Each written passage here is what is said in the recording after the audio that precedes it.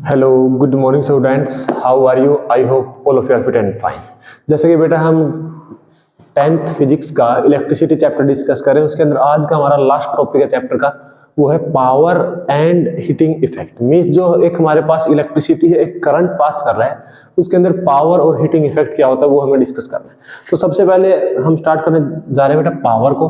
Power देखिए क्या होता है, मान लेते कोई भी हमारे पास एक इलेक्ट्रिक सर्किट है, मान लो ये वायर है और यहां हमने एक बैटरी लगा दी। अगर हम इस वायर को जूम करके देखें तो यहां पर हमारे पास ये कंडक्टर है, यहां पर क्या है, इलेक्ट्रॉन्स प्रेजेंट है, क्योंकि कंडक्टर के अंदर a large amount of free electrons are already present. अगर हम यहां देखें तो पॉजिटिव पोटेंशियल, नेगेटिव पोटेंशियल और जो पोटेंशियल डिफरेंस है वो V है, और इस V पोटेंशियल डिफरेंस की वजह से अगर हम की को क्लोज करते हैं तो इस वायर के अंदर, इस कंडक्टर के अंदर एक हमारा I करंट फ्लो हो रहा है। अब एक्चुअल में I करंट फ्लो हो रहा है, लेकिन करंट है क्या, फ्लो ऑफ इलेक्ट्रॉन्स। अब ये देखो, इलेक्ट्रॉन्स अपने आप तो मूव करेंगे नहीं, इलेक्ट्रॉन के ऊपर कोई फोर्स अप्लाई होगा, कोई वर्क डन होगा, तब जाके इलेक्ट्रॉन मूव करेंगे। मींस ये एक बैटरी है, ये कुछ वर्क कर रही है, कुछ पावर सप्लाई कर रही है सर्किट के अंदर, जिसकी वजह से इलेक्ट्रॉन का फ्लो पॉसिबल हो पा रहा है। तो उस पावर का नाम है पावर, इलेक्ट्रिक पावर। अब इलेक्ट्रिक पावर में एक्चुअल में क्या किया है, हमने कुछ वर्क डन किया है, ठीक है। अब वर्क डन करें तो सबसे पहले हम पावर देखो, पावर को क्या हम वर्क से रिलेट कर सकते हैं? कर सकते हैं। अगर ज्यादा पावरफुल इंसान है, ज्यादा पावरफुल है, तो वो कम टाइम में वर्क को करेगा। अगर कम पावरफुल है तो टाइम ज्यादा लेगा। मींस पावर का एक वर्क को करने के लिए टाइम के साथ इनवर्सली प्रोपोर्शनल का रिलेशन है। मींस पावर और टाइम क्या, इनवर्सली प्रोपोर्शनल। तो पावर का बेटा फॉर्मूला होता है वर्क अपॉन टाइम।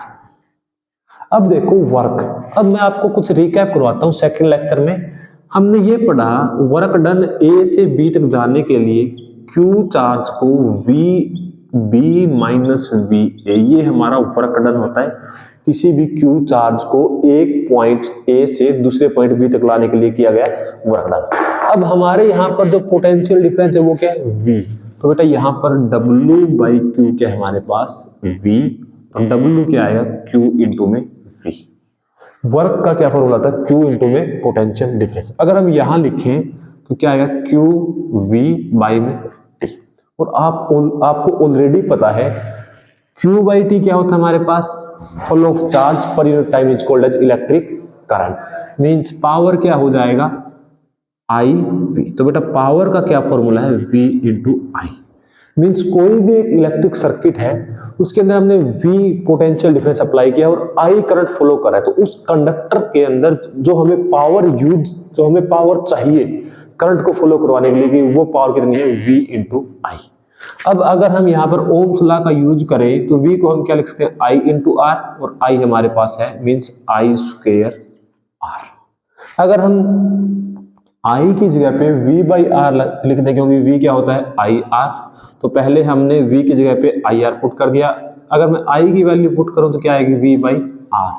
मीन्स यहां से V into V by R करें तो V स्क्वेयर बाई आर। तो बेटा ये तीन फॉर्मूले हैं जो आपके न्यूमेरिकल सॉल्यूशन में हेल्प करेंगे, ठीक है। पावर क्या है, पावर आपको इन तीनों में से किसी भी रिलेशन से पूछा जा सकता है। यहां से हम कहेंगे एक हमारे पास V पोटेंशियल डिफरेंस है, और अगर कंडक्टर के अंदर I करंट फ्लो कर रहा है तो हमें कितना वर्क डन चाहिए, कितना एनर्जी सप्लाई करना पड़ेगा उस करंट को फ्लो करवाने के लिए, कितना V इंटू आई। अगर हम कहें I करंट फ्लो कर रहा है और उस कंडक्टर का रेजिस्टेंस R है, तो हमें कितना वर्क डन, कितना एनर्जी, कितना पावर सप्लाई करना पड़ेगा, work done per unit times means I square R। तो ये आपको ध्यान रखना है, ठीक है। पावर का ये हमें डिस्कस करना है। अब हम चलते हैं नेक्स्ट पर, वो है हमारा हीटिंग इफेक्ट। अब देखो सबसे पहले हीटिंग इफेक्ट होता क्यों है, हीटिंग इफेक्ट क्यों होगा। एक सिंपल सा फंडा है, देखो सिंपल सा कंसेप्ट है। जब भी हमारे पास कोई एक, ऐसा समझो कि रेजिस्टेंस है ही नहीं, हमें एक बिल्कुल सीधे रास्ते पर चलना है और वहां पर रेजिस्टेंस नहीं है, और एक ऐसा पाथ है जिसके अंदर बहुत सारा रेजिस्टेंस है। अभी बात करते हैं, ये हमारे पास एक R रेजिस्टेंस है, अगर इसके अंदर से आई करंट फ्लो करेगा, ठीक है, तो यहां से इसको पास करने में कुछ अपोजिशन फील होगा, और अपोजिशन फील होगा तो करंट को कुछ एक्स्ट्रा काम करना पड़ेगा, कुछ एक्स्ट्रा वर्क, कुछ एक्स्ट्रा एनर्जी, और वो एनर्जी यहां पे क्या होगी, डिसिपिएट होगी। वही हमारा क्या है, हीटिंग इफेक्ट। कोई भी एक कंडक्टर है, उसके अंदर से जब करंट पास करता है तो जो कंडक्टर का रेजिस्टेंस है उसको अपोज करता है। अब कोई चीज अपोज कर रही है, करंट को पास कर रहा है, तो करंट को कुछ एक्स्ट्रा वर्क करना पड़ रहा है, वो हमारा क्या है, हीटिंग इफेक्ट। और अगर यहाँ पे एक्स्ट्रा वर्क होगा तो हमें पता है कि V का फॉर्मूला क्या है, I और R। यहाँ पर I भी है, R भी है, मीन्स यहाँ पर एक वोल्टेज ड्रॉप हो रहा है। क्या हो रहा है, वोल्टेज ड्रॉप, मीन्स कुछ एनर्जी का लॉस हो रहा है। क्या हो रहा है, कुछ एनर्जी का लॉस हो रहा है, और वो एनर्जी इसका टेम्परेचर इंक्रीज कर रही है, मीन्स हीट की फॉर्म में बाहर निकल रही है, एग्जिट हो रही है, एमिट हो रही है। तो ये बेटा heating effect of A current. अगर हम यहां से देखें तो हीट क्या है, हीट की अगर हम बात करें तो हीट हमारे पास क्या है, एक एनर्जी, और एनर्जी क्या है, जो करंट को वर्क करना पड़ रहा है, मीन्स वर्क। अभी हम डिस्कस करके आए हैं पावर, वर्क अपॉन टाइम। अगर हमें सिर्फ वर्क का फॉर्मूला बनाना है तो पावर इनटू में टाइम, पावर इनटू में टाइम। और पावर के अभी हमने 3 फॉर्मूले बनाए थे। पावर के सिर्फ फॉर्मूले लिखे, वी आई स्क्वायर आर और वी स्क्वायर बाई आर। अगर इन सबको बेटा हम टी से मल्टीप्लाई कर दें तो ये हमारे पास 3 फॉर्मूले किसके हैं, हीट के। तो बेटा हीट के ऊपर न्यूमेरिकल आएगा, ठीक है। और आपको ये भी ध्यान रखना है कि हीट किस पर डिपेंड करता है, वायर के रेजिस्टेंस के ऊपर, और उसमें वे कितना करंट फ्लो करवा रहे हैं, और तीसरा कितने टाइम के लिए फ्लो करवा रहे हैं, आई स्क्वायर आर टी। तो बेटा हीट है इन 3 फैक्टर्स पर डिपेंड करती है। और इसी हीटिंग इफेक्ट का हम अपने डेली लाइफ में यूज कर रहे हैं। अगर आप डेली लाइफ में देखो, जो हमारे पास इलेक्ट्रिक आयरन है जिससे हम कपड़ों को प्रेस कर रहे हैं, और एक हमारे पास इलेक्ट्रिक हीटर है, एक हमारे पास इलेक्ट्रिक बल्ब है, एक हमारे पास इलेक्ट्रिक फ्यूज है। इन सब में हीटिंग इफेक्ट ही यूज हो रहा है। देखो, जब भी आपने एक हीटर देखा होगा, हीटर के अंदर क्या होता है, वायर। अब उस वायर का रेजिस्टेंस बहुत ज्यादा है, जब उससे करंट पास करेगा तो बहुत सारी हीट प्रोड्यूस होगी, जिससे हमें गर्मी लगेगी, जिससे गर्मी वो हीट प्रोड्यूस कर रहा है, टेम्परेचर हाई कर रहा है। तो ये है बेसिक फंडामेंटल कंसेप्ट पावर और हीट का। अब एक और बहुत ही इंपॉर्टेंट, वो सब बच्चे क्रैम करते हैं, वो है कमर्शियल यूनिट ऑफ एनर्जी। तो बेटा उस टॉपिक को बहुत ध्यान से करना है, क्योंकि वो हमारी डेली लाइफ में बहुत ज्यादा यूज हो रहा है। अगर हम बात करें कमर्शियल यूनिट ऑफ एनर्जी, किसकी हमें बात करें बेटा, commercial unit of energy. Energy की कमर्शियल यूनिट क्या है, मीन जो हमारा बिजली का, जो हमारा घरों में मीटर लगा होता है, इलेक्ट्रिसिटी मीटर, वो किस बेस पर रीडिंग निकालता है, किस बेस पर हमारा बिजली का बिल आता है, वो सब हमारा इसी कॉन्सेप्ट के ऊपर है। तो जो हमारा बिजली का बिल है वो बेटा एनर्जी है, जितना ज्यादा हम एनर्जी कंज्यूम करेंगे उतना ज्यादा बिल आएगा। तो एनर्जी की कौन सी यूनिट है जो बिल निकालने में यूज हो रही है, वो है kilowatt hour. 1 kilowatt hour, 1 kilowatt hour. अब हम ये समझते हैं कि इसका मेन, इसके पीछे का बेसिक्स क्या है, मीन्स ऐसा ही हम क्यों यूज कर रहे हैं। अब सिंपली ऐसे समझो, पावर का फॉर्मूला बेटा क्या था, वर्क अपॉन टाइम। वर्क को हम कह सकते हैं एनर्जी अपॉन टाइम।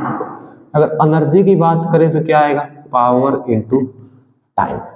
मीन्स हमारे घरों में जो हम इंस्ट्रूमेंट यूज कर रहे हैं, कुछ भी यूज कर रहे हैं, उसके ऊपर बेटा एक आपने मेंशन किया हुआ देखा होगा वाट, कि कितने वाट का बल्ब है, कितने वाट का ये इंस्ट्रूमेंट है, कितने वाट का इंस्ट्रूमेंट। एक तो हमें ये होता है पावर, और एक कितने टाइम तक हम उसका यूज कर रहे हैं। जैसे हम कहते हैं 100 वाट का बल्ब है, तो वो क्या उसका पावर, और कितने टाइम के लिए यूज कर रहे हैं, ये 2 चीज हमें हमेशा पता होती है। तो इसीलिए पावर की यूनिट बेटा किलोवाट में, और टाइम की यूनिट हावर में, इसलिए हम एनर्जी की ये यूनिट कर रहे हैं, ये यूनिट कमर्शियल यूनिट की फॉर्म में पढ़ा है। अब देखो ये है क्या, अब ऐसे समझो 1 किलोवाट हावर मींस 1 किलोवाट का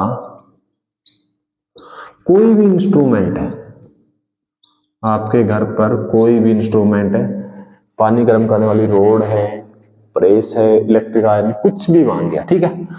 1 किलोवाट का पावर का कोई भी इंस्ट्रूमेंट है, अगर हम उसको 1 हावर तक कॉन्टिन्यूअसली यूज करें, वो 1 हावर तक कॉन्टिन्यूअसली वर्क कर रहा है, तो जितना एनर्जी वो यूज कर रहा है वो है 1 यूनिट। मतलब वो हमारा मीटर क्या रीडिंग निकालेगा, 1 यूनिट। तो वो क्या है हमारे पास, एनर्जी की यूनिट, ठीक है। और सिंपल करने के लिए हम इसको ऐसे समझ सकते हैं, जैसे हमें ये निकालना है कि नंबर ऑफ यूनिट, कि कितने यूनिट यूज हुआ, हमें क्या निकालना है, नंबर ऑफ यूनिट। क्योंकि हमारा बेटा बिल क्या आता है, 1 यूनिट अगर आप यूज कर रहे हो तो इतना है, इतने रुपए आपको पे करने।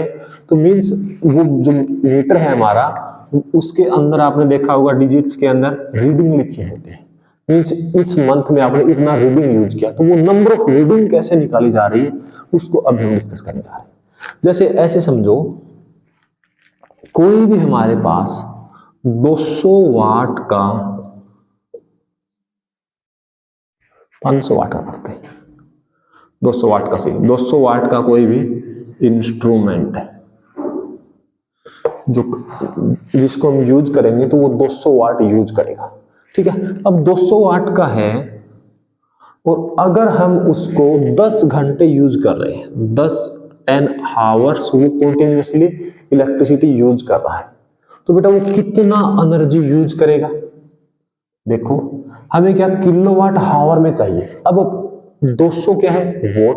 200 वोट को अगर मैं किलोवाट में कन्वर्ट करूं तो 1000 से डिवाइड कर देंगे, इनटू में हावर्स। हावर्स क्या है हमारे पास, 10 मींस 2 यूनिट। तो वो हमारा जो इलेक्ट्रिक इंस्ट्रूमेंट है ये वाला, ये 2 यूनिट रीडिंग निकाल देगा। तो इस तरीके से हमारा जो मीटर है वो काम करता है, इस तरीके से हमारा बिजली का बिल आता है। तो इसके ऊपर बेटा न्यूमेरिकल बहुत आते हैं, बहुत ही आसान सा कंसेप्ट है, क्लियर, ओके।